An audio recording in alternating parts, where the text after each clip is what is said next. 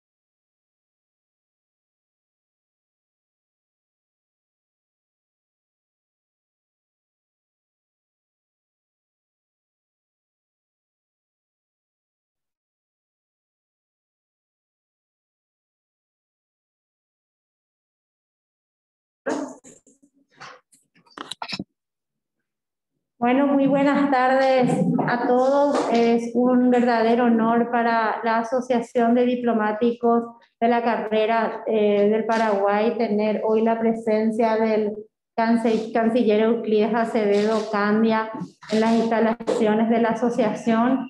También es un gran honor tener conectado al embajador José Félix Fernández Estigarribia desde San José de Costa Rica en esta unión que tenemos del proyecto de un centro de pensamiento que justamente pueda desarrollar temas de interés nacional, temas históricos y temas que nos pongan en la palestra de la sociedad en general, dando a conocer un poco más sobre la carrera diplomática y también sobre este diálogo que existe entre nuestra Constitución Nacional y la política exterior. Entonces, desde la ADEP, los agradecimientos a la presidenta Elena Feliz, presidenta del Centro de Pensamiento Benjamín Aceval, por traernos este tema tan interesante hoy y tan altos representantes para poder exponer hoy a este público. Así que reciban todos muy buenas tardes aquí.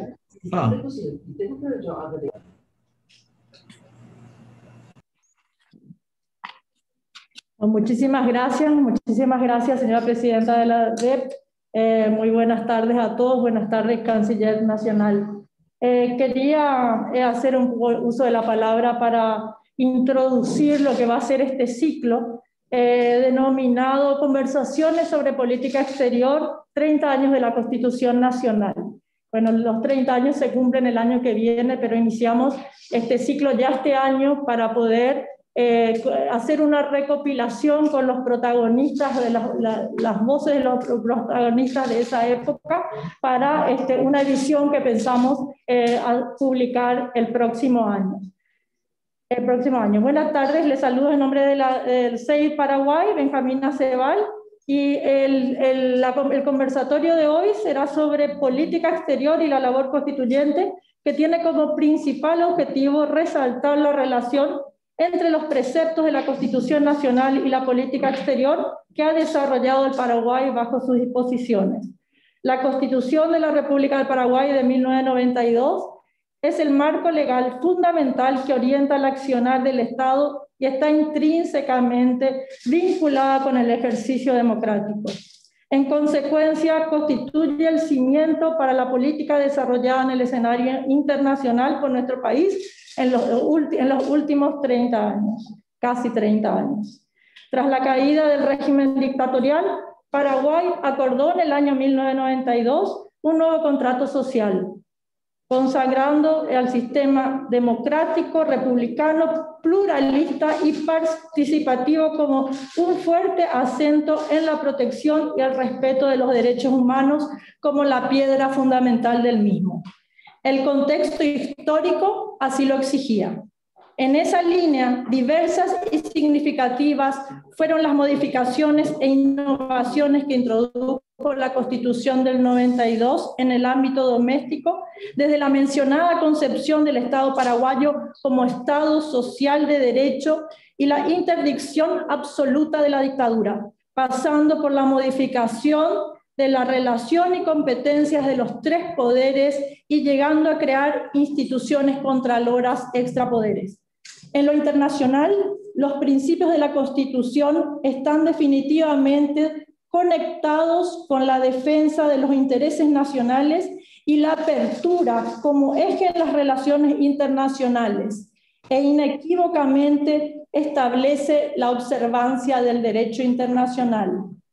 Teniendo en cuenta los principales hitos de la proyección e inserción internacional del Paraguay a través del relato multisectorial y pluralista del testimonio de los principales actores gubernamentales y no gubernamentales, procuraremos a través de un debate con los antiguos y los nuevos protagonistas del escenario nacional examinar críticamente los aciertos y desaciertos de la política exterior de los últimos casi 30 años, bajo el cumplimiento de los preceptos constitucionales del 92.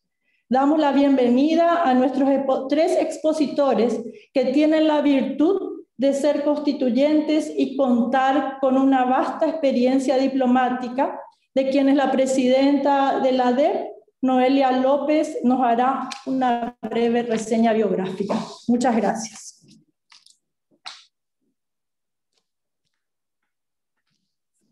Bueno, muchas gracias, ministra Elena Felip, por la presentación y por darle a la DEB la oportunidad de tener este evento tan importante para nosotros. El doctor Euclides Acevedo Candia ocupó varios cargos en el Estado paraguayo, ejerció recientemente las funciones de ministro del Interior, fue ministro de Industria y Comercio, senador de la República, diputado nacional, convencional en la Asamblea Nacional Constituyente por el Partido Revolucionario Febrerista y luego presidente del Partido Encuentro Nacional. El actual canciller también fue embajador plenipotenciario y extraordinario del Paraguay ante el Reino de España y el Reino de Marruecos. Su trayectoria académica es aún más encomiable. Se desempeñó como docente en instituciones de enseñanza policial y militar y en diversas universidades públicas y privadas. También se desempeñó como analista político en diferentes medios de comunicación del país y ha publicado numerosas obras, entre las que se destacan La diplomacia y los 5 campos del poder nacional, Manifiesto democrático, una propuesta para el cambio, y La ley de la reforma política, una garantía para la continuidad del sistema. No podemos dejar de reconocer en este lugar que aglomera a casi todos los diplomáticos del Paraguay la encomiable labor que le ocupa a usted desde el Congreso Nacional para la creación de la Ley 1335, canciller. Así que de vuelta es un gran honor tenerlo aquí y hoy somos espectadores de sus palabras y esperamos tener sus obras también en la biblioteca de la asociación. Así que bienvenido, canciller.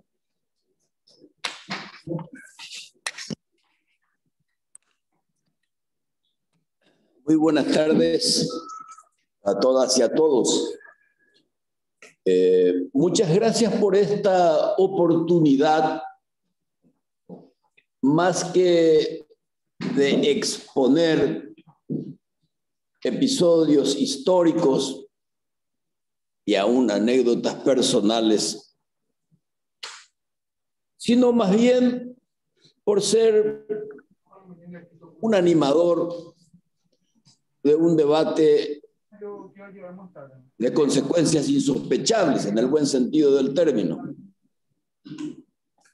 Este debate auspiciado por la ADEP, a quien debo felicitar, no solamente por resguardar los intereses de sus asociados, reivindicarlos en la carrera diplomática buscando la equidad salarial y la cualificación académica, sino sobre todo porque es una institución que no está aislada de la sociedad, sino todo lo contrario.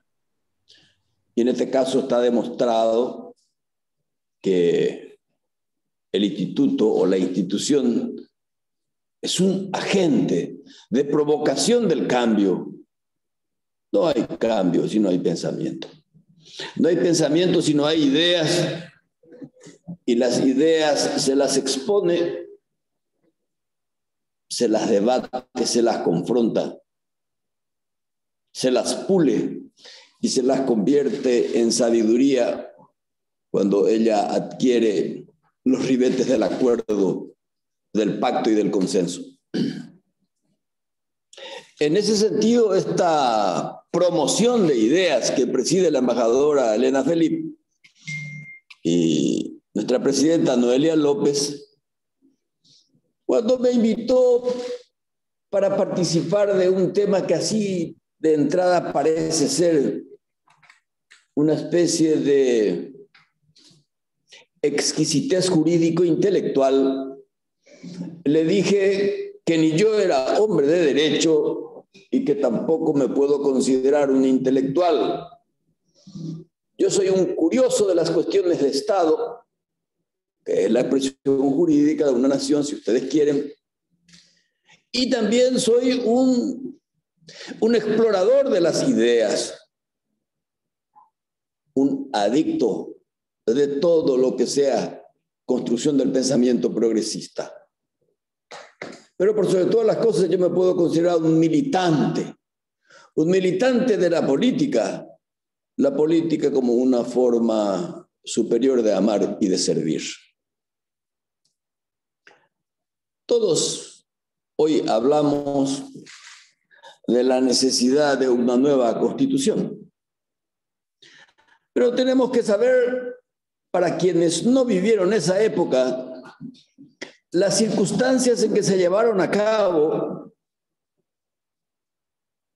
las orientaciones, las propuestas, la elaboración de los escenarios para que esa constitución de la del 92 sea posible. Obviamente que la mayoría de lo que estuvimos en esa constituyente estuvimos más movidos por el entusiasmo de la libertad recuperada, más movidos por el entusiasmo de la recuperación del libre pensamiento proscripto por el régimen anterior. Por suerte teníamos 2 o 3 sabios del derecho, desde el doctor Paciello hasta el doctor Callizo, el doctor Fernández Arévalo, Campos Cervera, escritores de lujo como Villagra Marsal o Rubén Vareiro Aguirre, un capo, como diría el lenguaje común, del derecho de los derechos humanos, como era José Félix Fernández Estigarribia, que creo que hoy nos va a acompañar. Era presidente de la Asociación de Abogados de América Latina en defensa de los derechos humanos. Y es bueno que la gente empiece a reivindicarse. Y bueno, también Elisa Ruiz Díaz, una mujer que se empujó a codazos por los obstáculos del machismo aún imperante. Y hasta hoy vigente, pero extremadamente debilitado. Entonces, mis primeras palabras son de reconocimiento para aquellos hombres que dibujaron jurídicamente al Estado paraguayo y a estos 2 compañeros de trabajo como José Félix y Elisa, que, por suerte, hoy siguen contribuyendo su sabiduría y su abnegación patriótica al servicio de los intereses nacionales. Me quiero limitar en la tarde de hoy, creo que hay un debate después, Presidenta, ¿verdad? Sí, hay un debate. Entonces, para no merendarles el tiempo, quiero decir simplemente que la necesidad de una nueva constitución no estuvo precedida por cuestiones inexcusables para un nuevo y un fecundo pacto político. Hubo poco debate anterior a la constituyente, me refiero. Una vez que comenzaron las elecciones y la instalación de la convención, sí, los debates eran ricos y prósperos, pero no suficientes. No se debatió antes con los empresarios, no se debatió antes con las iglesias, no se debatió antes en forma pedagógica con los partidos políticos, con los poderes fácticos legales. Pero sí había el ambiente de la euforia de la libertad y por sobre todas las cosas de echar por tierra todo elemento documental, jurídico o político que significara restos vivientes del régimen anterior. Vale decir que esta constitución se llevó a cabo en un escenario psicosocial muy parecido a lo que entonces llamábamos el post-stroessnismo, lo que suponía que Stroessner se marchara, pero no el autoritarismo que ello significaba. Crecimos con una especie de espejo retrovisor. Todo lo que olía a dictadura tenía que ser desechado. Obviamente, la continuidad, se desechara por completo la reelección, y sobre todo porque de alguna manera se quería impedir también el afán de continuidad del presidente de entonces. Y me acuerdo que Vareiro Aguirre me decía: mira, Euclides, acordate de lo que decía el doctor Francia. Vábela ahí, doctor Francia. Al paraguayo no le gusta el poder. Lo que le gusta es la perpetuidad de su ejercicio. Entonces, con ese criterio, y sobre todo porque gozábamos de la libertad, que podíamos hablar libremente sin que eso significara nada, se llevó a cabo la Asamblea Nacional Constituyente. Se impuso un modelo estupendo para entonces y creo que hasta hoy finalmente los flecos pueden ser corregidos. No obstante, y repito que no se dieron las condiciones, porque teníamos todo, teníamos las libertades recuperadas, teníamos la institucionalización y legalización de todos los partidos políticos, las libertades fueron recuperadas en todo sentido de manera irrestricta, se llegaron a proscribir las leyes liberticidas, la 209 y 294, leyes que se inauguraron por muchos de nosotros en la cárcel. Pero faltó el elemento fundamental para todo pacto político nacional, para todo pacto democrático. Un pacto democrático que José Carlos Rodríguez y yo en el exilio dibujamos a través de un libro que se llama Manifiesto Democrático, que vamos a tratar de que tengan aquí en la biblioteca para llenar los huecos. No sé si lo van a leer. Espero que lo lean. Ahí hablábamos de la necesidad fundamental del pacto. Me acuerdo que el 17 de febrero de 1989, emblemática fecha, por primera vez me recibe el presidente Andrés Rodríguez en el Palacio de López. Obviamente, antes habíamos hablado muchísimas veces, desde la importante reunión que tuvimos con el general Vernon Walter, el doctor Laíno, el doctor Cristaldo y el embajador americano en la embajada meses atrás del golpe, pero era la primera vez que me recibía en el palacio y que yo visitaba el palacio. Antes no estuve nunca. Me acuerdo que le dije, presidente, andina ya pura la elección, quédate 2 años más, reunite con todo el mundo, elaboremos un gran pacto político-social, hablemos durante 2 años de la reforma política, porque ahora vos tenés algo fantástico. Y vos ahora tenés la legitimidad del poder popular. Tenés la legitimidad de haber recuperado las libertades. ¿Y para qué querés la legalidad de las elecciones? Y le dije yo muy suelto de cuerpo, y mi querido presidente, entre la legitimidad y la legalidad, como diría, y le cité 2 nombres de 2 autores, usted tiene que optar por la legitimidad. Me miró con un silencio críptico y creo que me equivoqué. No sé si entendió esa diferencia y creo que hay algunos que hoy hasta hoy no la entienden. Y apresurado convocó a elecciones. Convocó a elecciones con un código electoral absolutamente excluyente, porque era el mismo con el que Stroessner se religió muchísimas veces. Las elecciones, por supuesto, el resultado estaba cantado de antemano. No hubo el pacto político.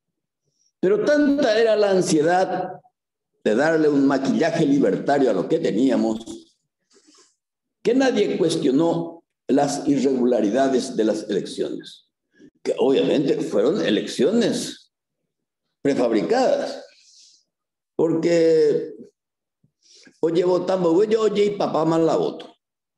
Pero bueno, no obstante, tuvimos el primer parlamento pluralista en el régimen, digo libertario, no democrático, y sigo insistiendo en eso. No tenemos aún una democracia política. Lo que tenemos es una democracia electoral, porque la democracia política se caracteriza por la participación genuina de los sectores sociales, económicos y culturales que prescribe el Estado social de derecho en la gestión del Estado.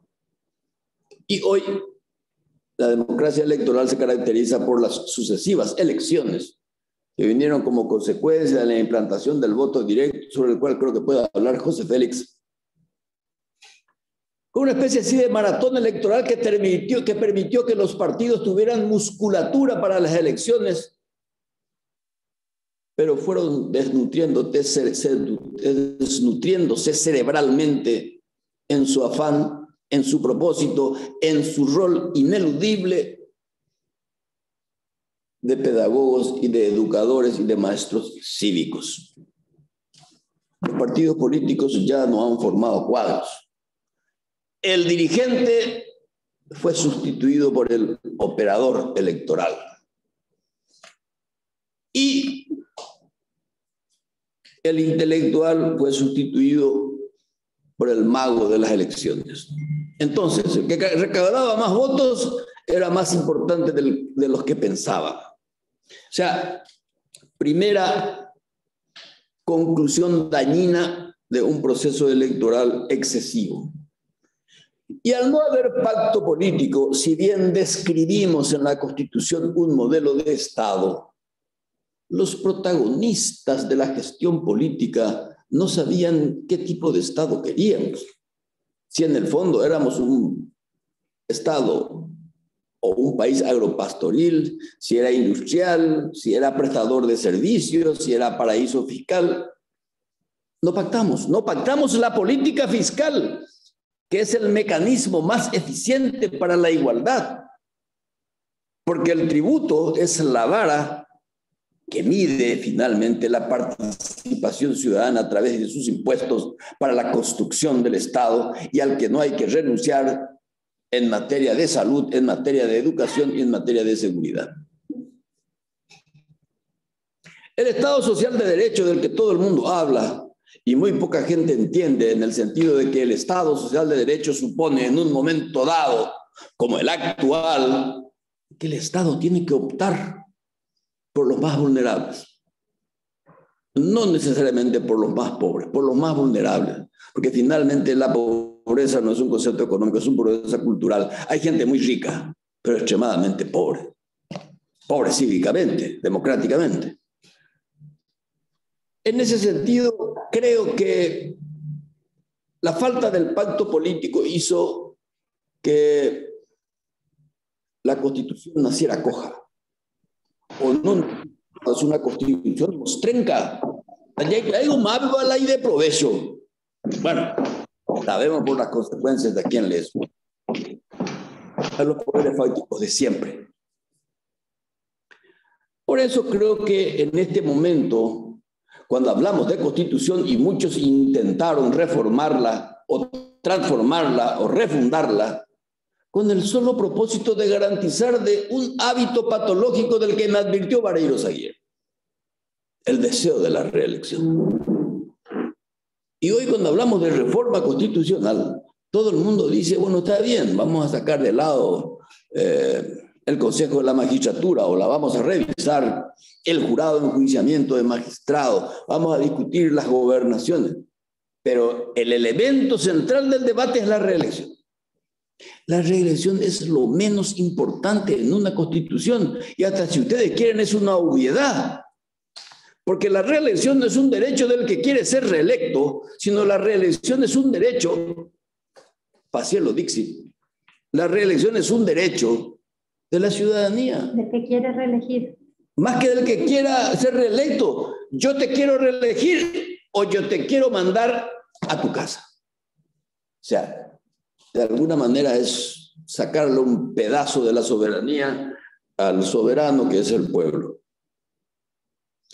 Entonces hoy estamos en un momento de que evidentemente está demostrado de que el pacto político del 92, que tuvo sus conquistas, tampoco vamos a ser tan miserables y decir no nos sirvió para nada, que hoy tenemos presos que no nos hubiéramos imaginado jamás que estuvieran.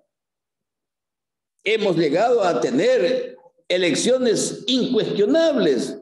Tenemos un Tribunal de Justicia Superior Electoral que creo que es una de las pocas instituciones que hasta hoy son creíbles, porque el resto de las instituciones están todas bajo sospecha.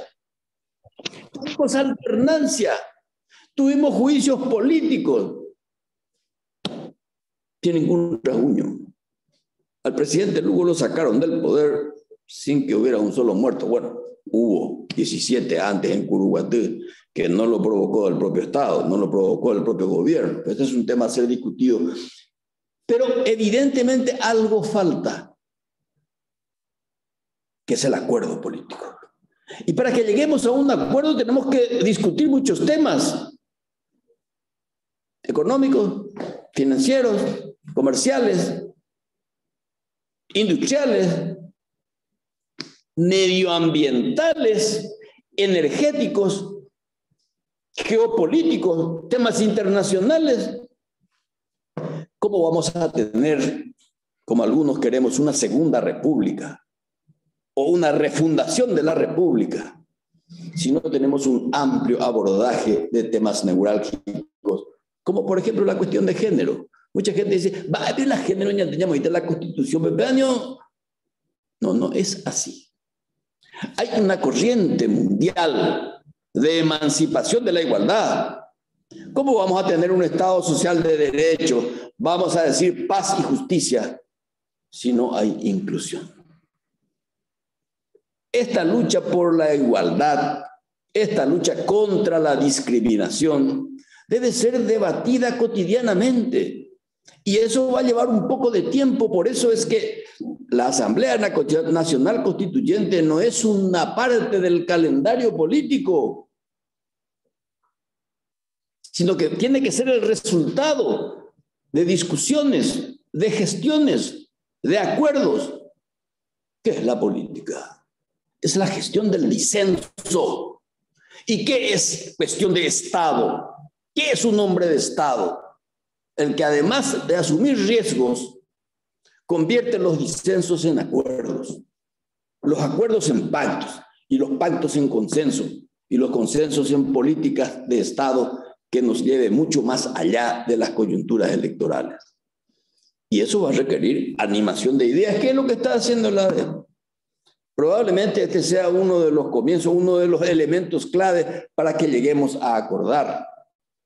Y cuando yo hablo de la Asamblea Nacional Constituyente y una nueva constitución, no lo planteo como una fórmula farmacéutica para salirnos de la pandemia, como algún tonto quiso entender. No. Lo que yo digo es que pandemia o sin pandemia, crisis o sin crisis, no podemos dejar de hablar de algo que hace al futuro de nuestros hijos o al de nosotros mismos. Finalmente, ¿qué es lo que es la Constitución? Es el resultado de un proceso. El derecho es el lenguaje del poder, decían los romanos. Y la política es poder, pero poder no es el ejercicio arbitrario. El poder no es otra cosa que la herramienta para el sostén de virtudes y valores y para ir transformando la sociedad de ignorancia, de pobres, de fanatismos, de discriminados, en una igualdad cada vez más comunera, igualdad de donde nosotros realmente provenimos. Porque una cosa es sentirnos preparados para obtener la libertad, pero la libertad gestionada, que no busque la igualdad, es formular la física sin el principio de la gravedad. ¿Qué vamos a tener nosotros? Progreso si no hay igualdad. Y la igualdad tiene que estar reglada por normas jurídicas que tienen que ser previamente discutidas. Una constituyente no puede durar más de un par de semanas. La Asamblea Nacional Constituyente, a mi juicio, como fueron muchas de las constituciones, la española, la portuguesa, la griega, que fueron las cosas más cercanas a periodos predictatoriales o posteriores a las dictaduras, perdón, era simplemente legitimar lo que se había acordado. La Constitución española no es otra cosa que la verificación jurídica de lo convenido y pactado en la Moncloa. Y ahí no hubo pacto, ahí hubo pactos, o sea, varios con distintos sectores. No podemos excluir a nadie. El excluido es un enemigo. No podemos tener paz y justicia si no hay progreso. Pero el progreso no es económico, el progreso es también del pensamiento, el progreso es de las ideas. Renovemos la Constitución, reactivemos la economía, refundemos la economía, la pospandemia. Después de la pospandemia lo que tenemos que renovar es el pensamiento republicano. La democracia es el gobierno de las mayorías, pero la república es el gobierno de la ley. Este es el único país donde todavía se sigue negociando la aplicación de la ley. Y la ley, como decía Fernández Arévalo, su aplicación no se la negocia, ni siquiera se la discute. Por eso quiero celebrar este encuentro de compañeras y compañeros de trabajo y algún que otro curioso abnegado, porque una tarde entretenernos en esto hay que tener mucha energía, que no es la que más abunda.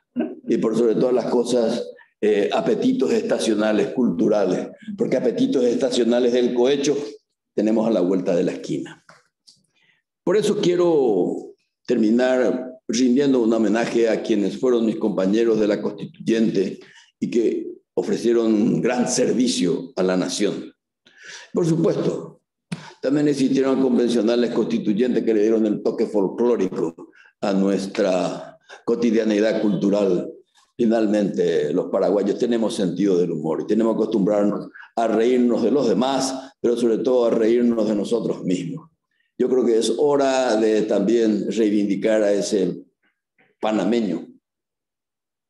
Algunos dicen que nació en Lima, don José de Antequera, que dice que por encima de todo está la voluntad y el deseo del común. Hoy, celebrando este proceso de charlas, quiero repetir con él: abajo la tiranía para siempre, viva el común. Por ahora.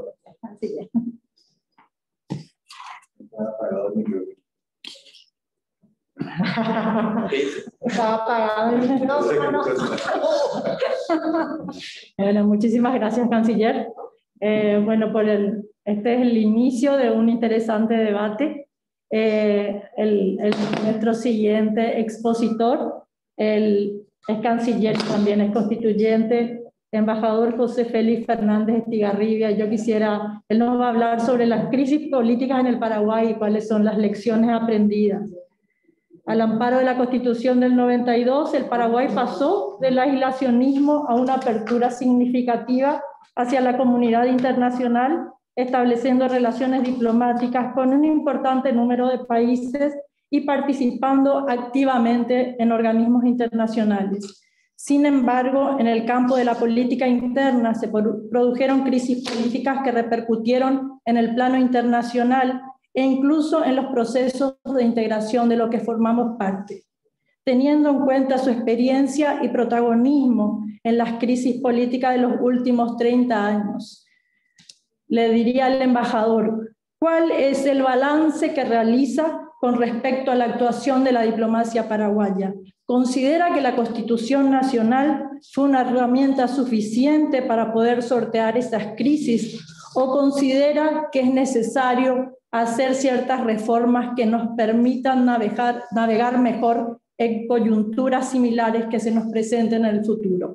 Noelia, te pediría también introducir al expositor. Un gusto, realmente un placer poder escucharlos, ¿verdad? Es la memoria viva hoy que tenemos un alto panel gracias a esta organización del CEIP. Y bueno, el embajador José Félix Fernández Estigarribia también ocupó diversos cargos políticos, fue convencional constituyente, senador de la República, diputado nacional por el Partido Liberal Radical Auténtico. El embajador Fernández Estigarribia fue ministro de Relaciones Exteriores en 2 oportunidades, secretario general de la ALADI y embajador extraordinario y plenipotenciario de la República del Paraguay ante la Organización de las Naciones Unidas, así como ante los Estados Unidos mexicanos, y actualmente nos representa como embajador del Paraguay en Costa Rica. En su vida académica fue profesor de Derecho Internacional Público, de Relaciones Internacionales y ha publicado diversas obras como Política Internacional, Economía e Integración, La Sociedad Internacional y el Estado Autoritario del Paraguay, y así como numerosos artículos. Aprovechamos también la oportunidad para reconocer al embajador lo que ha trabajado respecto a la institucionalidad de la carrera diplomática, respecto a la implementación de la ley y su gran labor para profesionalizar nuestra carrera desde aquí, desde la DED, desde Asunción. Embajador, reciba nuestros saludos y nuestros agradecimientos por su apertura y participación en el evento de hoy. Y aprovechamos para saludar, tenemos 91 personas conectadas de distintas partes del mundo, así que agradecemos mucho a todos los que han podido conectarse hoy. Bien, te no contó nada. Adelante, embajador, por favor. Señor Ministro de Relaciones Exteriores, mi agradecimiento especial a la ADEP y a nuestro nuevo Instituto de Estudios Internacionales, y al nombre de un prócer como fue Benjamín Aceval, les agradezco mucho la invitación.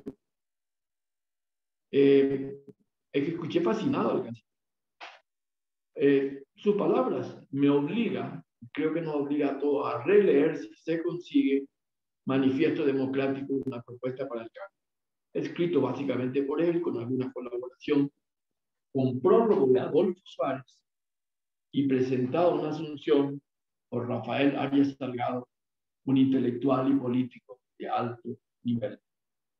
Vamos a tener que leerlo, porque antes de hacer una declaración muy categórica que la voy a formular, creo que lo importante es atender mucho de la propuesta de nuestro canciller actual, que ahí sí en ese momento es un excelente político que lo es, de cómo se tiene que llegar si se decide hacer la reforma constitucional. Y eso obliga a un diálogo nacional mucho más importante que la propia redacción del texto. Hoy, así como están las cosas, yo me permito decir que no estoy de acuerdo con el cambio de la Constitución. Si existe ese diálogo, si existe ese intercambio de ideas, si existe ese prólogo a la Asamblea Nacional Constituyente, estaremos en condiciones de ver si se mantiene la parte pétrea de la Constitución y qué es lo que realmente se debe reformar. Por eso, canciller, es muy importante tal vez que volvamos a releer ese libro.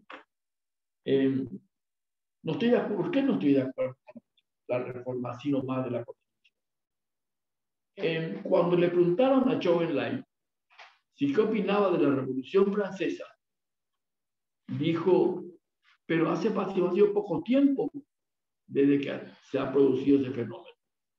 Y la Constitución está por cumplir los pocos años de vigencia. Y tengo muy presente el caso de Estados Unidos y de Gran Bretaña. El segundo, Gran Bretaña, su Carta Magna es de 1215, cuando los varones le imponen a Juan Sin Tierra una reforma tributaria que tanto habló el canciller recientemente. Y desde entonces se mantiene esa institución. Tuvo crisis Gran Bretaña, guerras terribles. Todos recordamos demasiado la guillotina de Luis XVI de María Antonieta, pero olvidamos, soslayamos, nos acordamos que Carlos I Estuardo le cortaron la cabeza y Cromwell le ha reivindicado. No es una figura relevante de Gran Bretaña. Y todas esas crisis las superó con sus instituciones vigentes desde 1215, con las reformas adecuadas en el momento adecuado. Y Estados Unidos, con esa constitución, es de 1786, 17. Con esa constitución superó la guerra de secesión. Con esa constitución inspiró a Lincoln a hacer la oración de Jefferson. Con esa constitución... No de Facebook. Con esa constitución también superaron sus crisis, sus conflictos, sus tragedias. Participó en 2 guerras mundiales que afectaban a toda la sociedad internacional. Entonces, nosotros tendríamos que ser muy reflexivos antes de llegar. Y el canciller, y inspirándose en gente que recordaba, estableció muy bien que el verdadero leitmotiv es la ambición de algunos que quieren la reelección. Y en ese tema yo soy bastante más prudente. Más cerca nuestro, Raúl Alfonsín recitaba el preámbulo de la Constitución de Alberti, en su campaña electoral que lo llevó a la presidencia. Sus palabras fueron símbolos para obtener el restablecimiento de la democracia en la Argentina. Tambalea, pero continúa. Me permito, Janet Diamond, el ensayista y pensador canadiense, en su libro Armas, Gérmenes y Acero, dice, abre comillas, los líderes que hablan de cambiarlo todo casi siempre son líderes tontos que cometen un grave error. Al mismo tiempo, voces sin responsabilidad nos hablan permanentemente de crisis, mas no hay consenso sobre la profundidad de la misma. Debo ceñirme a los 15 minutos que los organizadores de este evento nos han asignado. Solo me referiré con detalle a dos crisis. Mas nada nos impide señalar que al amparo de la Constitución del 92, pudo un civil, después de interminables años de predominio militar, asumir la presidencia de la República y al mismo tiempo el comando en jefe de las fuerzas de la nación. Gobernó con un Congreso en manos de la oposición, con un modo paraguayo de cohabitación a la francesa. Congreso que con patriotismo soslayó las imperfecciones de la elección. En las crisis, todas provocadas por la visión de un general que nunca comprendió que habían cambiado los tiempos, el presidente civil contó con el respaldo de la mayoría del Congreso y de la sociedad internacional que acudió en su auxilio a objeto de defender esa Constitución. Una vez más, lo internacional era actor trascendente en la política paraguaya. Esas crisis fueron solucionadas con el apoyo de la sociedad internacional, la presencia de los cancilleres del Mercosur, la venida del secretario general de entonces de la OEA, el presidente Gaviria, etcétera, temas que todos ustedes conocen en mayor profundidad. Yo tuve mayor responsabilidad en la solución de lo que la historia recoge como el marzo paraguayo. A la pregunta concreta que se me formula, así que, ¿qué rol jugó la Cancillería allí? Yo respondo que la responsabilidad principal estuvo en manos del Congreso. Y sobre todo, y en la última tarde, para encontrar su solución, del Senado de la Nación, a través de los miembros de la Comisión de Relaciones Exteriores de entonces, que integraba también como presidente de la Comisión Parlamentaria del Mercosur, el actual canciller Euclides Acevedo. La Cancillería estaba en manos del gobierno, el gobierno que era cuestionado por la sociedad por el alevoso asesinato del vicepresidente de la República, el doctor Luis María Argaño, que provoca una tremenda conmoción social. Sin embargo, reivindico dos hechos que hacen mérito a la Cancillería. Uno, el canciller de entonces, Guido Florentín. Y esto es un episodio desconocido, pero que Euclides conoce bien porque fue testigo. Cuando ve la magnitud de lo que había pasado la noche del viernes, la matanza en la plaza frente al Congreso, que conmovió no solamente a la sociedad paraguaya, sino a la sociedad internacional, y cuyas heridas son difíciles de cicatrizar en esa división permanente que indirectamente nos señala la exposición anterior, que es lo que tenemos que cerrar.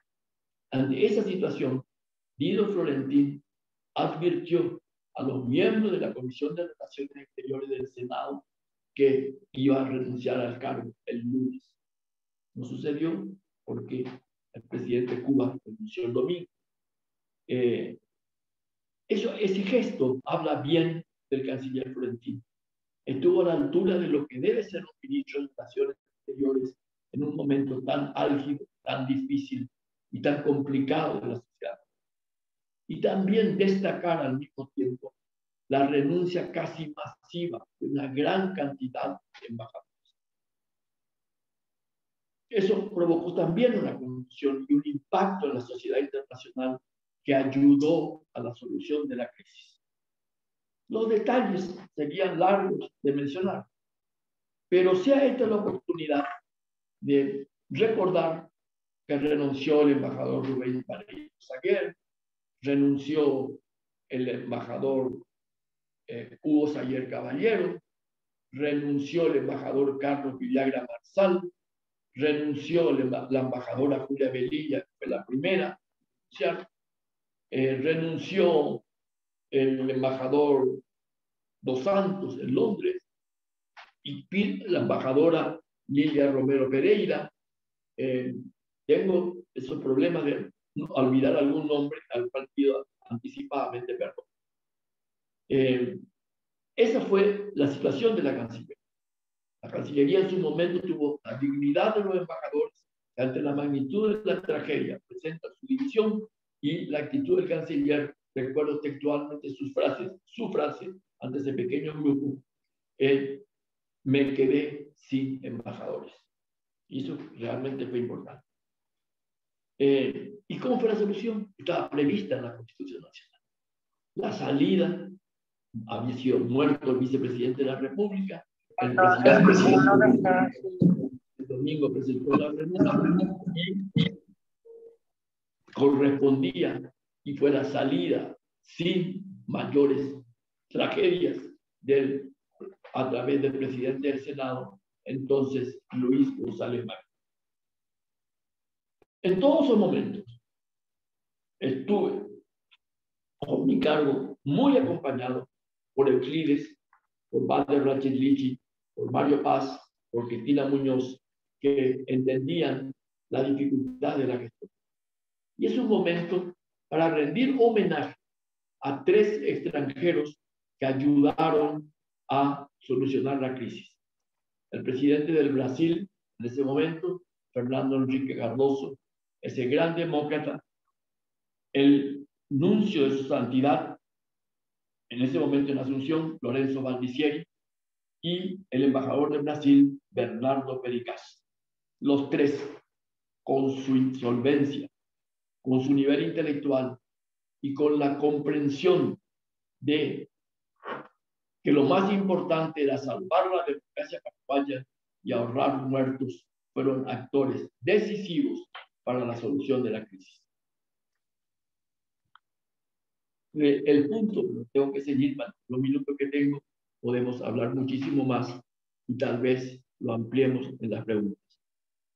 Me correspondió mayor protagonismo en la crisis que soportó el Paraguay con estoicismo y dignidad ante el atropello que llevaron numerosos países que fingieron indignación por la decisión del Congreso paraguayo de remover al presidente Fernando Lugo. Una jauría disfrazada de cancilleres intentó torcer la voluntad del Parlamento paraguayo. Desde ese momento hubo de todo, desde intento de sublevar a las Fuerzas Armadas del Paraguay a la aplicación a nuestro país de tratados que no habían sido ratificados. Ahí sí la Cancillería tuvo decisivo protagonismo. En las crisis anteriores, la sociedad internacional estuvo del lado de la legitimidad del gobierno paraguayo. Aquí se cuestionaba el gobierno que había surgido de la decisión del Parlamento Nacional. Y era una inmensa cantidad de países, unos cuantos actores principales, fundamentalmente la presidenta del Brasil, Dilma Rousseff, aclaremos.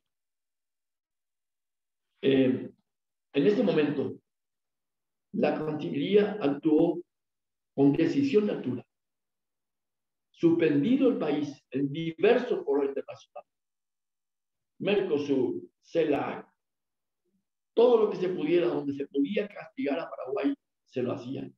Llevaron el debate al seno de la Organización de Estados Americanos. La idea como no aplicaron sanciones en Mendoza, donde a Paraguay no se le permite hablar ni al presidente de la República, Federico Franco, ni a su canciller, ni se permite a la delegación paraguaya, la idea era que la OEA tome la sanción contra el gobierno paraguayo surgido, hecho que acabamos de mencionar, y entonces sí, el Banco Mundial, el Banco Interamericano de Desarrollo y el Fondo Monetario Internacional aplicarían las sanciones. La derrota de ese grupo de países que se seguían pretendiendo castigar al país en 2 oportunidades sucesivas en el seno de la Organización de Estados Americanos, jamás perdonó Dilma Rousseff a su canciller Antonio Patriota. Ella entendía que era el fracaso de él sin comprender que era su fracaso. Es que la presidenta del Brasil nunca entendió, y voy a usar autores brasileños, nunca comprendió. En 1900 hay un libro, hay un historiador que en el Paraguay no tiene simpatía por su libro Maldita Guerra, pero tiene otro libro probablemente tan importante como que es el Brasil-Paraguay, una relación compleja. En la década del 20, el ministro brasileño paraguayo escribía a su canciller: señor canciller, ha pasado la hora, y no es actualmente la hora, de que el barón de Río Branco decidía quién tenía que ser presidente de Paraguay. Eso hablaba bien de que habíamos recuperado lento y paulatinamente la dignidad nacional.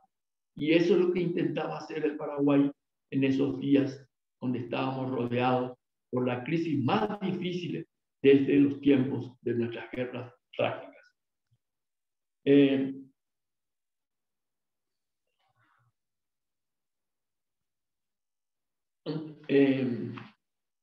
embajador Rubén Recupero, no recuerdo si en su libro tan importante, La diplomacia de la construcción del Brasil, o en alguno de los numerosos artículos, menciona que la intransigencia que tuvo Dilma con el Paraguay le hacía recordar la intransigencia que tuvo Pedro II con el mariscal Francisco Solano.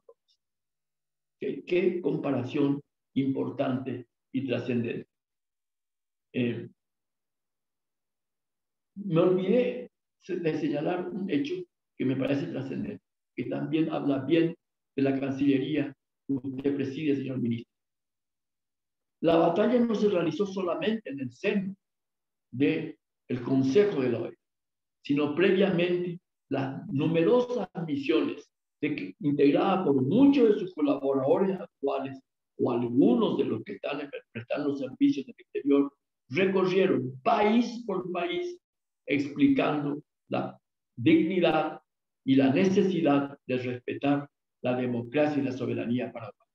Eso contribuyó al éxito realmente importante. En ese momento, y es importante que eso sea, el éxito de un canciller depende mucho del apoyo del presidente de la República. En esas horas estuvimos nosotros recibiendo el permanente sostén del doctor Federico Franco. Algunos de sus hechos colaboradores de hoy están juntos, van a recordar su dignidad cuando enfrenta al primer ministro Rajoy y a su ministro de Relaciones Exteriores, entonces estableciendo con serenas palabras, pero las más firmes que escuché yo en un canciller en esta larga vida, en defensa de lo que era su país. En ese momento realmente nos sentimos muy orgullosos de ser paraguayos, más que lo que normalmente estamos. No necesito seguir, porque en el libro de Mujica, un oso negro en el poder, una oveja negra en el poder, y está detalladamente cómo se plantea la necesidad de suspender a Paraguay y sobre todo introducir a Venezuela sin cumplir los requisitos legales de los tratados.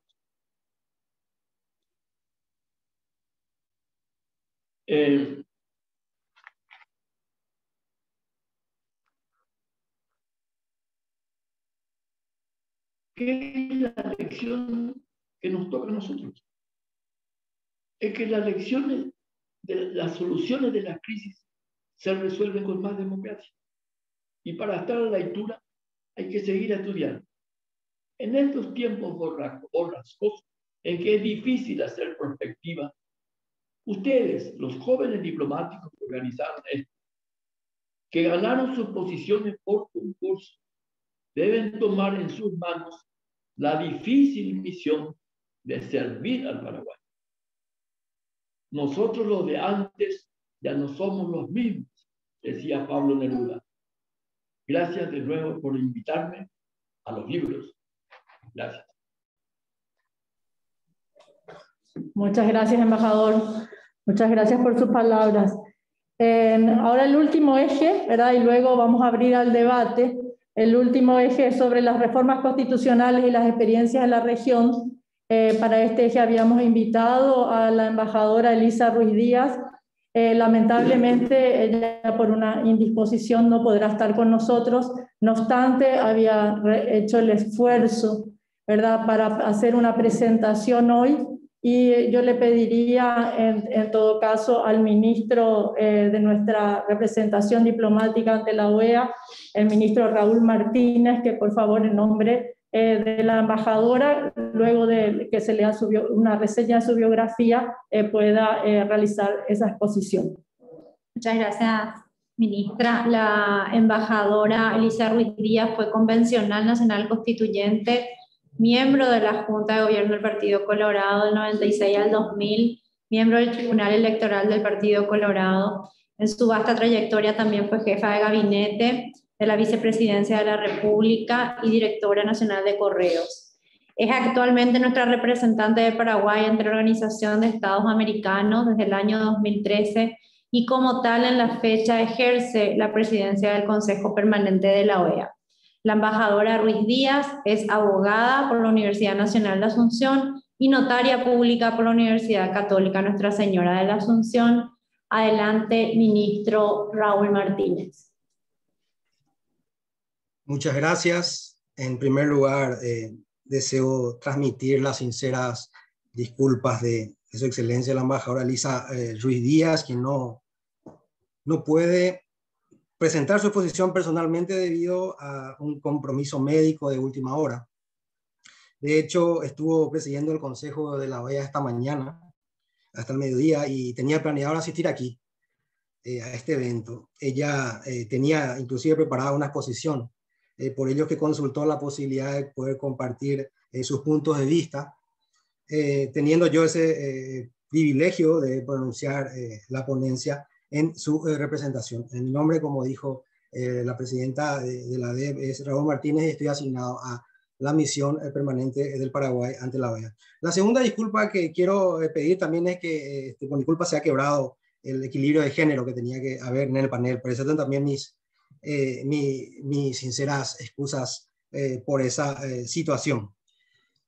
Señor Canciller Nacional, doctor Euclides Acevedo, señor ex Canciller Nacional, embajador José Félix Fernández Estigarribia, señoras presidentas de la ADEP, la consejera María Noelia López y el Centro de Estudios Internacionales Diplomáticos del Paraguay, Benjamín Acevedo, la embajadora Elena Felip, ilustres invitados e invitadas. Antes de entrar al tema, quisiera transmitir como reflexión de la embajadora Elisa Ruiz Díaz en estos tiempos en que más que nunca se impone la reconciliación entre todos los paraguayos, que en el orden interno la paz más sólida que el Paraguay puede llegar a construir es sobre los cimientos de la justicia social.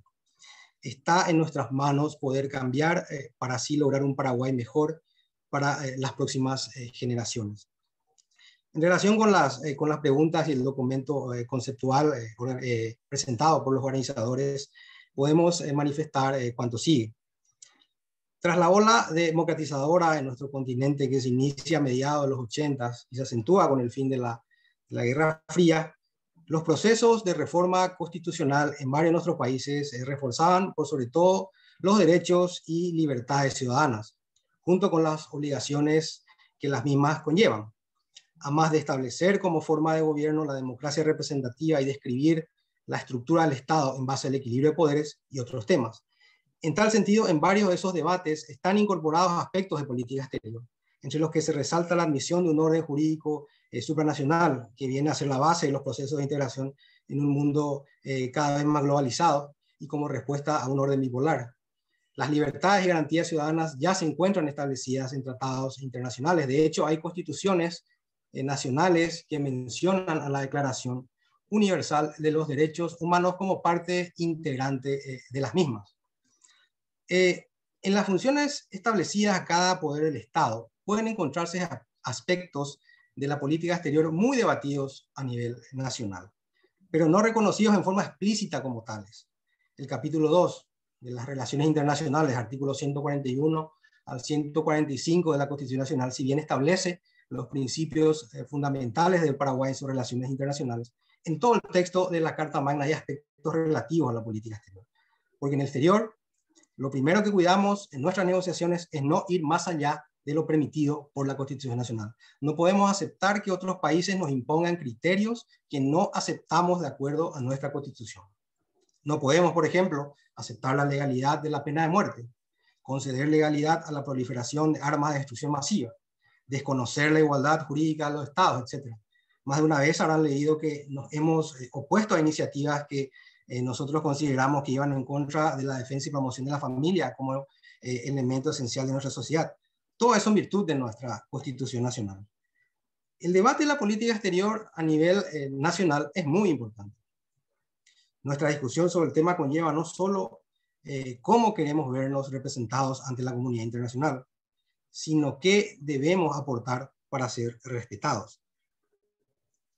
Al hacer algunas críticas sobre el tema, es relevante recordar que no es un país que solo pide, que solo se queja, que no propone, es importante. Por eso nuestro presidente y canciller protestan con tanta vehemencia ante la injusticia actual de no recibir vacunas contra el COVID-19 en tiempo y forma en foros internacionales. Cuando el Paraguay cumplió su parte, pero donde algunos países y organizaciones influenciadas por estos olvidan el sagrado principio de la solidaridad y cooperación internacional como herramienta fundamental para la convivencia armónica entre nuestras naciones. En todos los temas debemos tener una posición, si bien debemos elegir prioridades, pero no podemos esperar que otros países solamente hagan caso a nuestras preocupaciones y que a nosotros no nos importe nada de otros países. Tenemos cuestiones comunes con todos los países del mundo. Todos queremos progresar económicamente. Casi todos tenemos en común la promoción de la democracia y derechos humanos. Todos queremos compartir los beneficios de la tecnología y la globalización de forma equitativa. En todo el capítulo 2, que habla de las relaciones internacionales, nuestra Constitución, en su artículo 144, trata de la renuncia a la guerra, mencionando lo siguiente: la República del Paraguay renuncia a la guerra, pero sustenta el principio de la legítima defensa.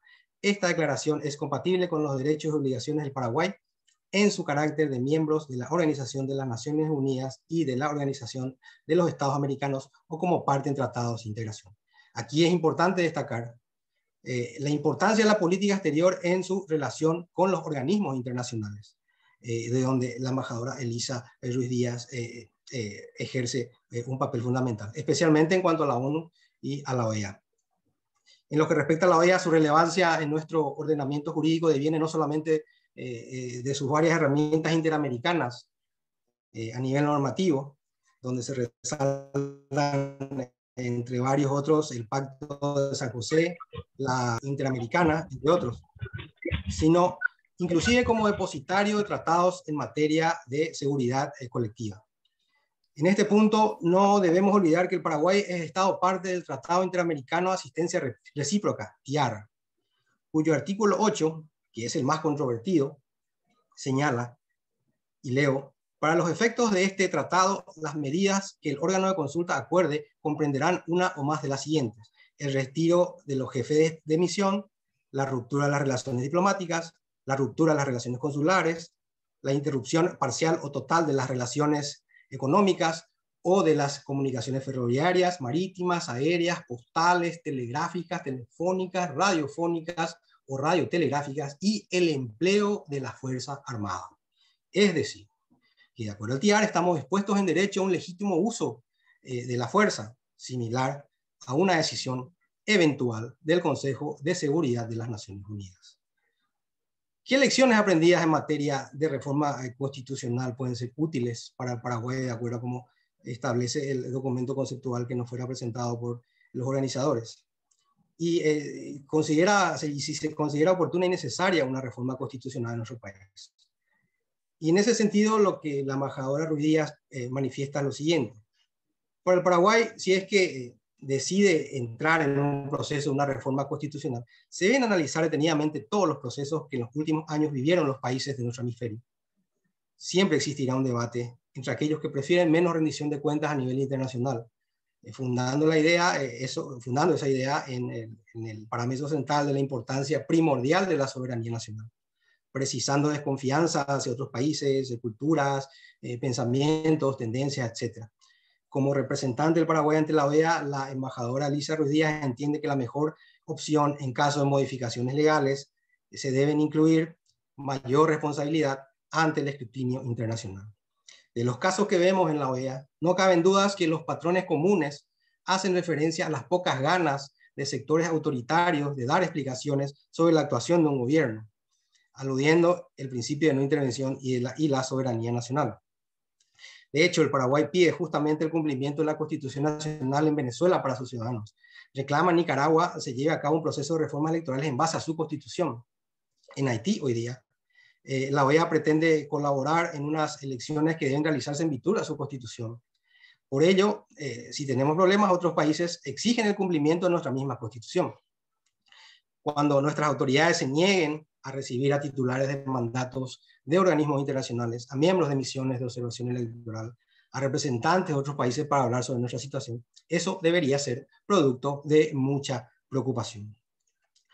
En lo que respecta a la embajadora, ella con mucha humildad manifiesta siempre ser ciudadana convencional, orgullosa de haber sido electa y de haber formado parte, junto con los más ilustres exponentes del Paraguay, de un proceso que desembocó en la sanción de la Constitución de 1992. Ella considera oportuna y necesaria una reforma constitucional que profundice aún más nuestro sistema democrático y tenga como interés primordial el bienestar de todos los paraguayos.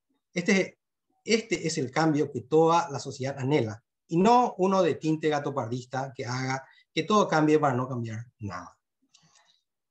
Más que recordar el debate sobre los artículos 137 y 141, cuáles artículos han servido más que otros, quisiera conmemorar el espíritu patriótico y lleno de esperanzas que según la embajadora Lisa Ruiz Díaz y también de los distinguidos ponentes manifestaron, que animaba a todo el país en 1991 con la convocatoria de una Convención Nacional Constituyente, el que a pesar de haber pasado solamente 2 años desde el cambio de 1989 y de que se hallaba inmerso en una de las internas más competitivas dentro de la ANR, y en donde los otros grandes partidos aspiraban legítimamente a conducir la administración de la República, resultó en una nueva constitución aceptada por todos.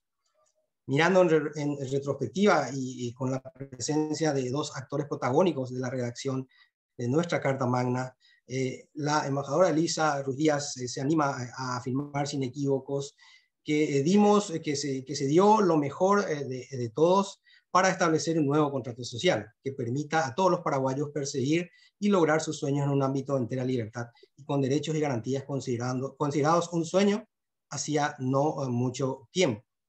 Si bien es hoy fácil mirar en retrospectiva y criticar algunos resultados, los convencionales lo hicieron imbuidos de la mejor buena voluntad, de una coyuntura y un mundo totalmente diferente. La Constitución de 1992 es considerada una constitución auténticamente redactada y aprobada en un ambiente de total democracia, sin presos políticos y sin la limitación de la participación ciudadana, y en base a una total libertad de prensa. Se señala esto porque las anteriores constituciones y los reglamentos de gobierno fueron aprobado en situaciones que no se marcaba en un proceso de total libertad democrática. Ejemplo, la Constitución de 1980, bajo la tutela de 2 países ocupantes, la de 1940, que fue aprobada por un decreto del Poder Ejecutivo, y las posteriores, hasta el 92, estaban aprobadas sin una participación abierta y democrática.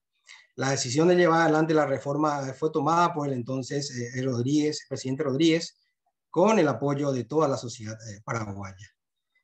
En cuanto a reformas propiamente dichas y producto de la experiencia de la embajadora Elisa en la vida pública, ella sugiere que como ciudadana y después de casi 30 años de vigencia de la actual Constitución, no debemos tener ni tener temor a debatir sobre la estructura del Estado, el sistema de elección de los miembros del Poder Judicial y una revisión a las atribuciones del Poder Legislativo. Debemos recurrir a los clásicos, y es ahí donde la obra El espíritu de las leyes del barón de Montesquieu sería sumamente útil, así como la teoría de separación de poderes del mismo autor. Principio actualmente reconocido en muchas constituciones, de las constituciones de vanguardia, entre ellas la nuestra, y donde se consagra el sistema republicano basado en la existencia y funcionamiento de 3 poderes que deben convivir de forma armónica e independiente. A su vez debemos lograr y hacer efectivo el sistema de pesos y contrapesos que cada poder debe ejercer sobre el otro, de manera a que ninguno detente la suma del poder público y se incurra en la autocracia. Expresiones como quiero achicar el aparato estatal o es demasiado grande para un país chico como el nuestro son siempre escuchadas. No obstante, la descentralización no debe ser una quimera y un gran y oneroso cascarón vacío. Por el contrario, debemos empoderar a nuestras gobernaciones y municipalidades, pero optimizando el gasto y con una acabada rendición de cuentas y control ciudadano. A nivel interno, profundizar en los sistemas de rendición y acceso a la información pública y rendición de cuentas, ya que en un Estado que genera confianza ante sus ciudadanos, indefectiblemente proyectará esa confianza a nivel internacional. Estamos en una época donde la información pública debe estar al acceso de todos. La transparencia se ha convertido en un aspecto central de la confianza ciudadana. Ya no podemos escudarnos en trámites burocráticos ni meras excusas, que en muchos casos son simple falta de voluntad de responder. Tanto la ciudadanía como la comunidad internacional encuentran fórmulas para conocer las actividades públicas de los funcionarios, debiendo respetarse el servicio al ciudadano. La necesidad o no de reforma constitucional debe decidirse en base a un acuerdo ciudadano sobre todo el contenido de la misma. No solo porque queremos cambiar algunas leyes o la política exterior del Paraguay. El contrato social de la ciudadanía debe analizar absolutamente toda la Constitución y verificar qué elementos sirven aún y qué elementos deben modificarse o adaptarse. Los principios establecidos en el artículo 137 de la supremacía de la Constitución y el capítulo 2, artículos 141 al 145 de las relaciones internacionales, tienen plena vigencia. Quizás requieren algunos refuerzos, adiciones o adaptaciones, pero hasta ahora ha servido en gran medida a defender a un Paraguay soberano e independiente, sin lugar a dudas, pero también a integrarlo teniendo en cuenta los sagrados intereses de sus habitantes. Y para ello es fundamental como herramienta del Poder Ejecutivo el servicio diplomático y consular. Y atendiendo a la calidad internacional de los expositores aquí presentes y la función de la embajadora Elisa Ruiz Díaz como representante permanente ante la OEA, ella deseó en esta parte finalizar citando al benemérito de las Américas, Benito Juárez, ilustre presidente de México, que decía: entre los individuos como entre las naciones, el respeto al derecho ajeno es la paz. Esta célebre frase de profundo contenido nos invita a la reflexión en un momento de gran crispación y pesimismo en nuestra sociedad aquejada por la pandemia. Es por ello que instamos con profunda convicción a respetarnos entre todos, ya sea en el ámbito interno de nuestro querido Paraguay o en la comunidad internacional. Podemos disentir sin agraviar y respetándonos siempre, arribaremos a consensos perdurables y beneficiosos para todos. Muchísimas gracias. Muchas gracias, Raúl. Y bueno, sí, no se rompió el equilibrio porque, bueno, tuvimos las ideas de nuestra querida embajadora Elisa Ruiz Díaz y, bueno, te agradecemos que hayas participado en su representación. En este momento abrimos al debate. El que quiera o lo hacemos también por vía el chat, o que quieran levantar la mano, por favor, los que quieran hacer algunas preguntas para ir tomando los comentarios y poder luego proceder al cierre de la conferencia. Fabián Centurión. Fabio Centurión está pidiendo la palabra. Buenas tardes a todos, señores, señoras. Es un gusto poder estar compartiendo con ustedes. Fabio Centurión se comunica, estudiante de Relaciones Internacionales de Uninorte. Diría yo que soy un curioso de la materia de ámbito político y diplomático en todas sus formas. Tengo la siguiente consulta para su excelencia el señor ministro Euclides Acevedo, una consulta algo debatible. ¿Qué considera o cómo ve la situación de los partidos políticos en el involucramiento de lo que sería o lo que se quiere proponer respecto a una nueva reforma constitucional? Es decir, ¿usted cree que los partidos políticos hoy obstaculizan verdaderamente hacer o lograr una buena y óptima, eficiente y eficaz reforma? Y también si obstaculizan muchas veces el tema de la participación dentro del involucramiento y esa reforma de pensamiento.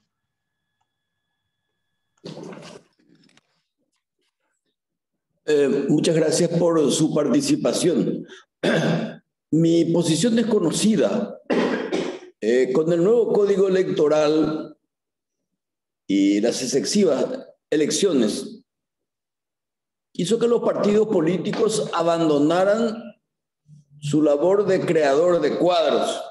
Y creador de cuadros no es solamente para administrar las reparticiones del Estado. Es también tener una visión integral del Estado Nacional y del mundo.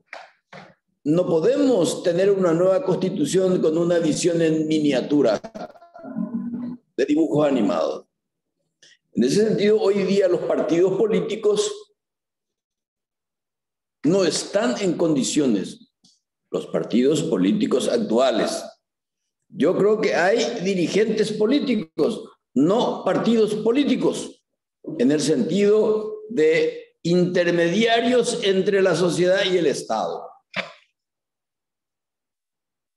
Yo soy un partidócrata, por lo tanto creo en los partidos políticos, pero no en este sistema de partidos políticos, donde prácticamente el Tribunal de Justicia Electoral con el subsidio y otras cosas es una fuente recaudadora, es una especie de cajero automático que financian solamente las elecciones y no la formación de sus afiliados. Yo no sé si van a ser un obstáculo, no creo, porque ni siquiera tienen la capacidad de daño. Lo que no tienen es la capacidad de gestión. ¿Por qué? Porque están ayunos de pensamiento. Los partidos políticos están estructurados, tienen su estatuto, tienen su comité.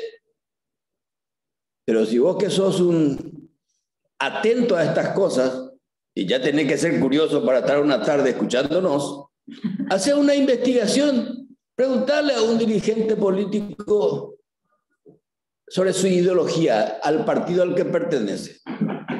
Y no le pregunta qué te define, que te diga dos autores nomás. Ni PTI no me muende. Bueno, probablemente ignore también su carta orgánica. Pero a lo mejor estoy exagerando. Lo que está claro, y eso se nota en los hechos, hace mucho tiempo que un dirigente político no publica un libro. ¿Quién es el dirigente político partidario que tiene una columna periodística?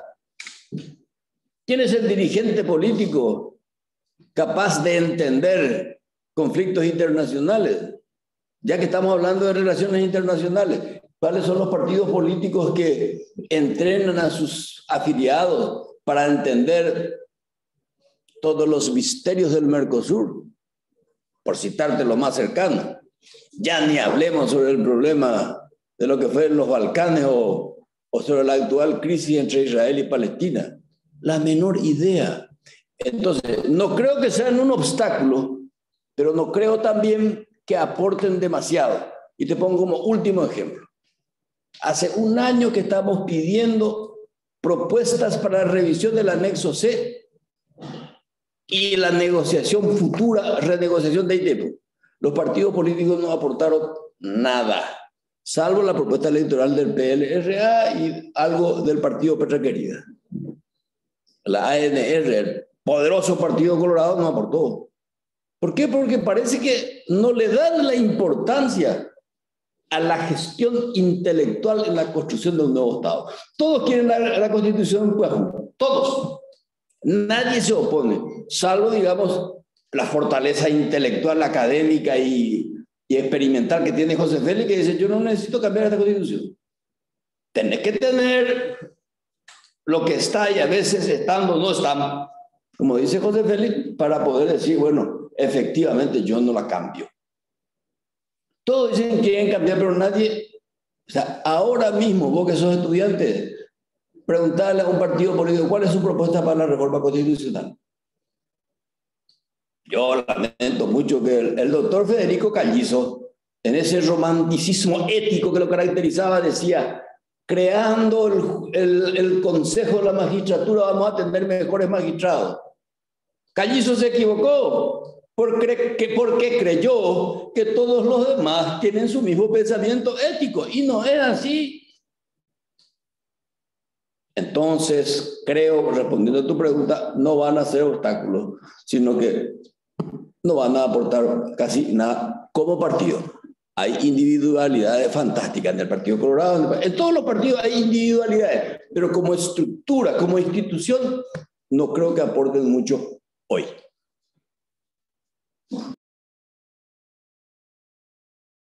Sí, la doctora Pilar Callizo, que pidió la palabra. Doctora. Bueno, muchísimas gracias. Muy buenas tardes, doctor Euclides Acevedo, doctor José Félix Fernández. Realmente valoro y aprecio mucho el que me hayan cursado una invitación para participar de un encuentro como este. Le agradezco también que haya mencionado al doctor Federico Callizo y que lo haya mencionado a él en esa frase de romanticismo ético.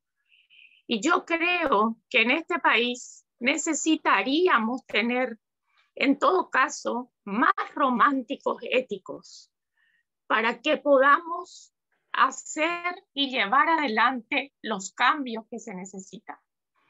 Yo no creo que mi padre se haya equivocado en el diseño de la figura al plantear a nivel constitucional, sino que lamentablemente acá existe una falta de formación y una pérdida de valores éticos que entonces, ¿cómo nos llevaría a decir que estamos en condiciones de un cambio constitucional? Yo coincido con el doctor José Félix Fernández Estigarribia y creo que usted, en cierta forma, también está diciendo a los jóvenes que no es el momento propicio. Los que acompañamos el trabajo de la constituyente sabemos de lo que costó mantener justamente el espíritu democrático y participativo que después se ve reflejado en la normativa constitucional. Pero quiero hacerle una pregunta, doctor, ya que usted fue parte de la constituyente y dentro de ese concepto de legalidad que muy pocas veces escucho a un político y mucho menos a un ministro de nuestro gobierno hablar de la importancia de la legitimación sin desmerecer la legalidad. Y ese es un término muy propio, indudablemente, del proceso que usted mencionó, de debate que debe darse para el diálogo político y, por qué no, social, en un Estado social de derecho. Y la pregunta que le quiero formular dentro de ese contexto de la legitimación es la siguiente. ¿Cuál es el alcance que le dieron ustedes? Y sobre todo en un momento como el que estamos viviendo de pandemia, del artículo 38 en relación a los intereses difusos y su relación con el Estado Social de Derecho y un amparo colectivo que hemos presentado en respaldo a la población y que en el juzgado rechazan porque la justicia no puede inmiscuirse e impedir la acción del Poder Ejecutivo. Cuando se está pidiendo que se provea de medicamentos, que se traigan las vacunas necesarias o se informe convenientemente, y cuando se está pidiendo que hayan fondos distribuidos e informados a la población. Me interesa muchísimo su opinión, señor ministro, porque resulta que las garantías constitucionales de acceso a la justicia, cuando se rechaza un amparo colectivo in limine sin estudiarlo, es realmente preocupante en un Estado social de derecho. Muchísimas gracias.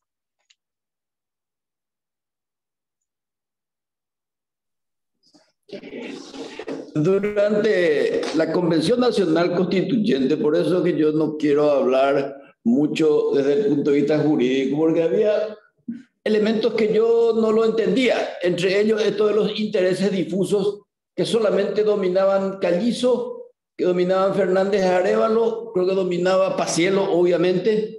¿Verdad? Es decir, tenían un sentido de pronóstico social del futuro. Como diría Villagra Marsal, estos constituyentes barruntan. Y veo el futuro. Los intereses difusos fueron incorporados, entre otras cosas, doctora, gracias a tu papá. Y nos explicaba los alcances justamente en consonancia con la definición de Estado Social de Derecho, que iba más allá de la repartición acartonada de los poderes. Y en este momento es una excusa farisea, a mi criterio, decir yo, Poder Judicial, no puedo opinar, no puedo fallar al respecto. El Poder Judicial, a mi juicio, doctora, tiene no el derecho, la obligación de meterse al defender intereses que no estaban previamente prescriptos en la Constitución, pero anticipados con la cuestión de los derechos difusos. ¿Quién se iba a imaginar que íbamos a tener esta pandemia? Y un juez no puede estar ausente por temor a no inmiscuirse en otros poderes del Estado, decir, yo me declaro incompetente en esto.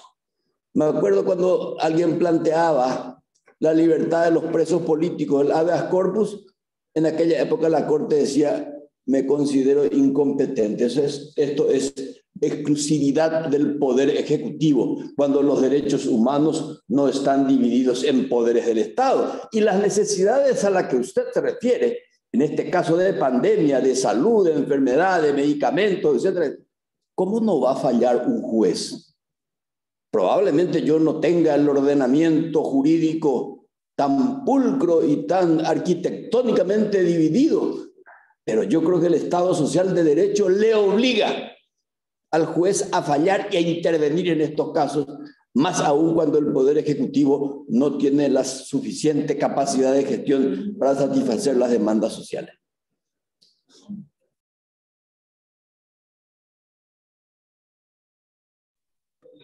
No sé si hay alguna otra pregunta. Enrique Carrillo. Muy buenas tardes, canciller. Muchas gracias, señora presidenta de la ADEP, señora directora ejecutiva del Centro de Estudios. Muchas gracias a nuestros panelistas, al excelentísimo señor canciller, al embajador Fernández de Estigarribia y al ministro Martínez en nombre de nuestra apreciada embajadora Ruiz Díaz. Yo quiero resaltar algunos temas que tuvieron mucha resonancia en mí, de las exposiciones de los panelistas. En primer lugar, el canciller habló de cómo era el contexto de la Convención Nacional Constituyente del 92. Habló de que se hizo sin debates previos, se reunieron, se hizo las elecciones, se candidataron, se eligieron los constituyentes, empezaron a debatir.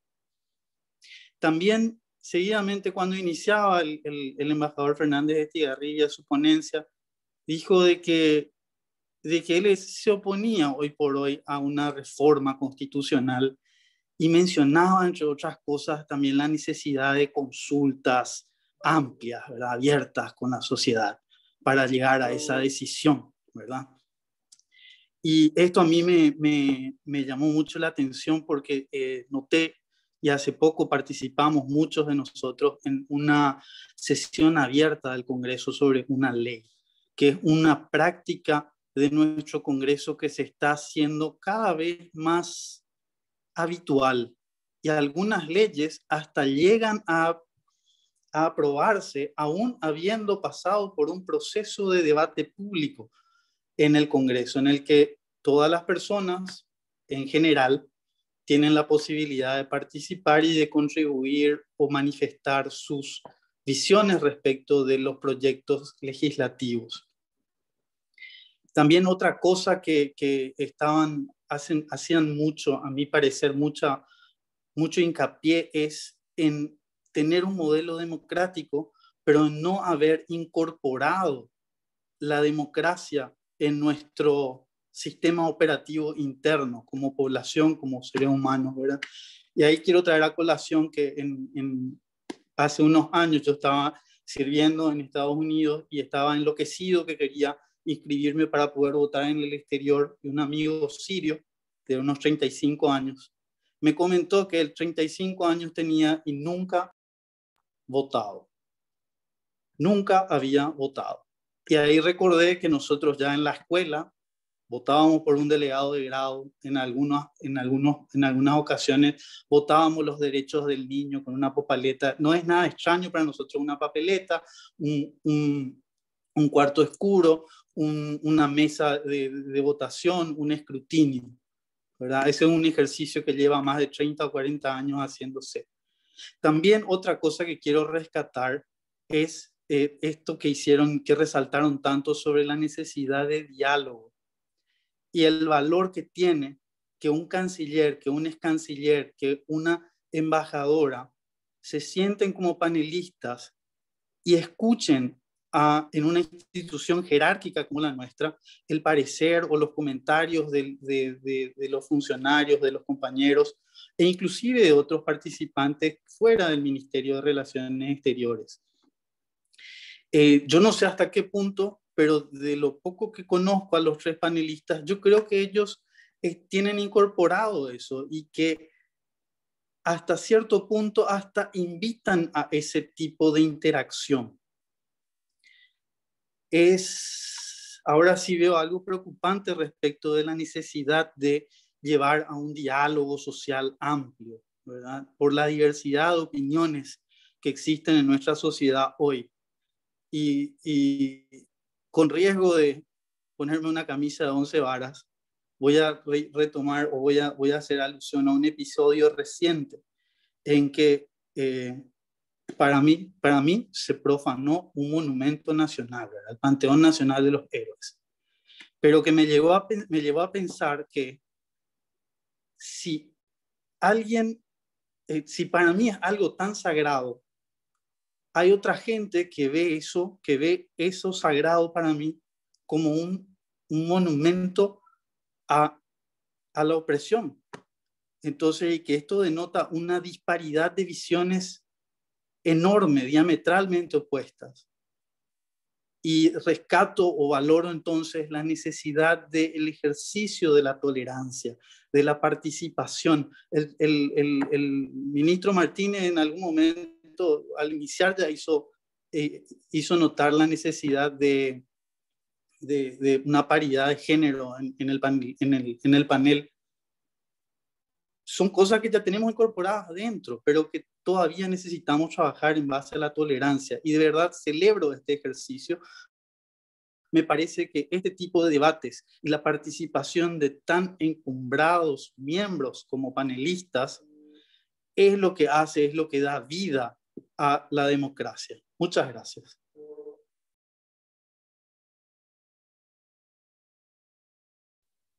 Bueno, entonces nosotros tenemos que ir concluyendo ya este primer conversatorio y agradecemos a todos la participación. Y quería comentarles igualmente sobre las preguntas y si quedaron algunas preguntas en el tintero, como se dice vulgarmente. Le queríamos comentar que este es el primero de los conversatorios de este ciclo que va a durar todo el año y que van a tener, se van a abordar otros aspectos también de la Constitución y de la posibilidad o no o de lo que piensan los protagonistas del escenario nacional sobre una necesidad de la reforma de nuestro contrato social. Entonces, muchísimas gracias, señor canciller. Y yo como solamente si quisiera despedirse y para ir cerrando. Fíjense ustedes la arbitrariedad femenina. No sé quién dijo, se rompió ¿cómo era? El equilibrio. De género. Raúl Martínez. Acá yo soy minoría absoluta. Y arbitraria y abruptamente interrumpen el debate. Y justo Tallavé, opa. Bueno, pero de todas maneras, no, de verdad, yo rescato la palabra del colega y amigo Carrillo en el sentido de que es importante la tolerancia. Pero la tolerancia es una consecuencia del pensamiento progresista. La tolerancia no quiere decir que tengamos que dimitir. Y yo sostengo que este es un estado dimitente, no es un estado fallido ni un estado ausente. Un estado dimitente que dimite de sus derechos y de sus obligaciones, entre otros, el ejercicio de la coerción. Hay que poner orden, mi querido Carrillo. Los templos de la patria no pueden ser profanados, como no pueden ser profanados los legítimos derechos a la salud del pueblo. También y valor conquistado con mucho sudor y con mucha sangre. Vale decir, tolerancia es una cosa y permisividad es otra. Claro, usted me dirá, no, este tiene arrebatos autoritarios. Y puede ser. Yo no soy Durruti, no soy Bakunin, porque yo creo en el Estado, creo en la gestión social del Estado. Creo que aquí en Paraguay hace falta orden, y orden no es un concepto militar. Orden es un concepto político, un concepto civil, que supone el imperio de la ley, la igualdad de todos ante la ley. ¿Por qué vamos a ser diferentes? En esta pandemia nos demostró que la muerte nos iguala. Y la repartición de las vacunas nos desiguala. No tenemos por qué seguir permitiendo que seamos desiguales ante la ley. La ley es para todos, nos guste o no nos guste. O sea, este debate que propicia la ADEP y aquí el laboratorio de pensamiento que preside la embajadora Elena Felipe, son instrumentos inexcusables para la construcción de una nueva política, de un nuevo Estado. Yo no sé, mi querido y apreciado José Félix, si el nuevo Estado pasa por una reforma constitucional.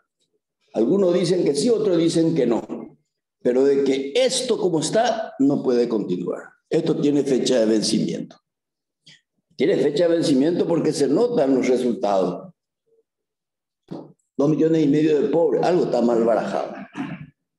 ¿Cómo compatriotas vamos a tener pobreza absoluta? Y Catuyo, vea, algo está mal.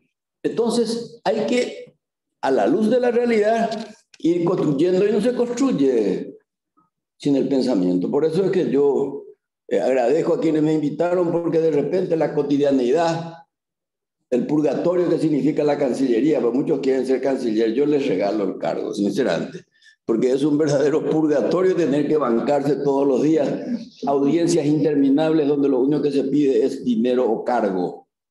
Y digo cargo porque no te piden trabajo. Aclaro.